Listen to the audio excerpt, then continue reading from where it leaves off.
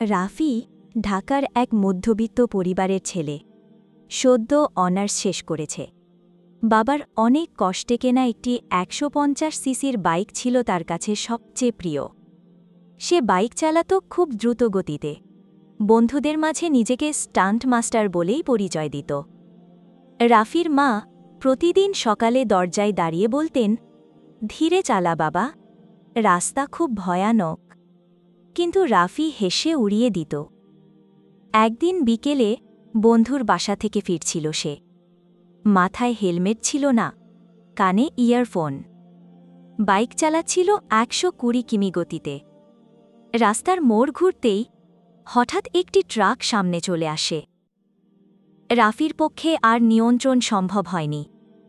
প্রচণ্ড শব্দে ধাক্কা লাগে। রক্তাক্ত অবস্থায় রাফিকে হাসপাতালে নেওয়া হয়।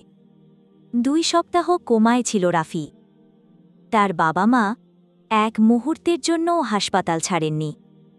অবশেষে যখন রাফি জেগে ওঠে, তখন জানতে পারে তার ২টি পা আর কাজ করছে না। ডাক্তার বলেছে সারা জীবন তাকে হুইল চেয়ারে কাটাতে হবে।